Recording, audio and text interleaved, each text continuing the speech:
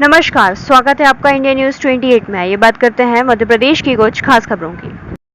Police ने नकली DEF liquid urea बनाने वाली फैक्ट्री संचालक को किया गिरफ्तार।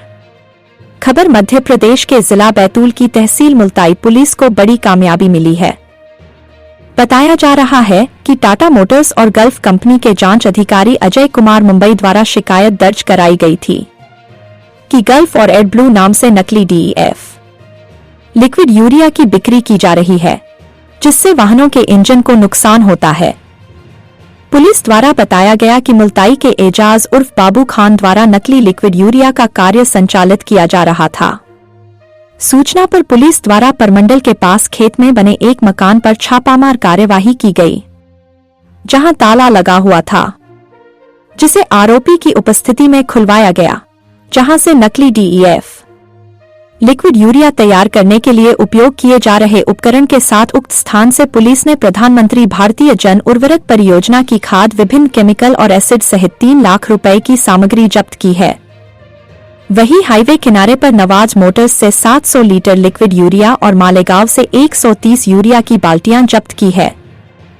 आरोपी एजाज उर्फ बाबू खान पर बिना वैध लाइसेंस नकली लिक्विड यूरिया बनाकर बेचे जाने पर कॉपीराइट एक्ट सहित विभिन्न धाराओं में गिरफ्तार कर न्यायालय में पेश किया गया।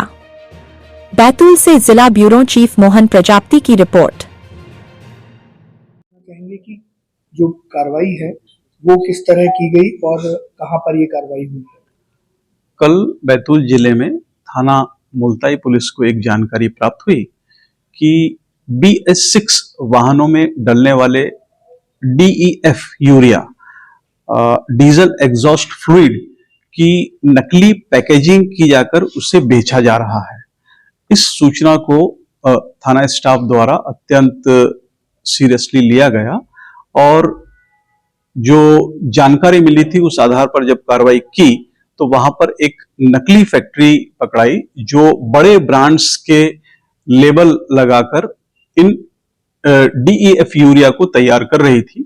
वहां पर उसको बनाने की सामग्री, उसको बनाने के उपकरण तथा बना बनाया DEF यूरिया भी बरामद हुआ है और वहां पर पकड़े गए लोगों के निशानदेही पर एक अन्य जगह भी छापा मारा गया, जहां पर लगभग 130 जो इसकी पैक्ड बाल्टियां रहती हैं उनमें ब्रांडिंग के साथ जो है वहां पर ये DEF यूरिया पकड़ाया गया है। सर, ये जो DEF यूरिया होता है इसका बेसिकली यूज क्या कहाँ होता है और इंटरनेशनल मार्केट में अगर हम देखें तो इसकी आज क्या वैल्यू है? देखिए 2018 में जब BS6 वाहनों को इंट्रोड्यूस किया गया था तो उसमें DEF यूरिया डालना कंपलसरी था।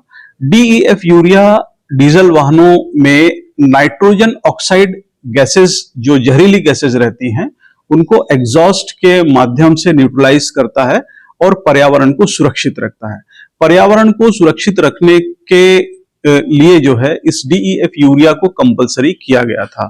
वर्तमान में जो जानकारी है वो ये है कि इसका जो आज की डेट में इंडिया में मार्केट है 427.17 मिलियन डॉलर का है और ऐसा एक अनुमान है कि बहुत तेजी से बढ़ता हुआ मार्केट है और 2030 तक 693.65 मिलियन डॉलर तक इसका व्यापार जाने की उम्मीद है। सर, लेकिन अगर असली DEF की जगह नकली DEF यूज हुआ तो इससे क्या नुकसान हो सकता है? देखिए, हम इस कार्रवाई को इसलिए बड़ा मान रहे हैं क्योंकि नकली DEF यूरिया यदि डीजल वाहनों में डाला जाता है तो वो इंजन पर बहुत खराब असर करता है और उससे ज्यादा तकलीफदायक ये है कि जिस उद्देश्य से इसे इंट्रोड्यूस किया गया था, हमारे पर्यावरण को ये बहुत बुरा नुकसान पहुंचाता है।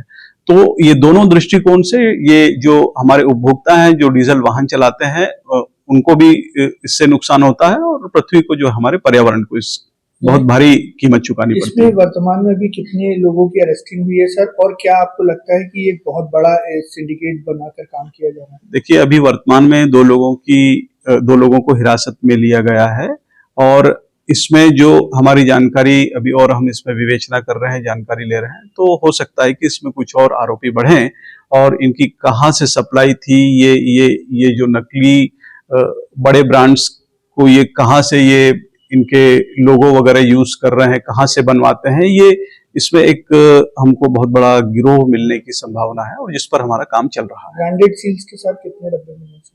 130 डब्बे अभी हमको मिले हैं जो ब्रांड के साथ हमने जब्त किए हैं। सर खरीदने वालों को नहीं पता होता कि ये नकली है? देखिए, अभी तक तो ऐसी कोई कार्रवाई संज्ञान में नहीं आई है और पहला ही ऐसा प्रकरण है जिसमें यह जानकारी हमें प्राप्त हुई है कि ये नकली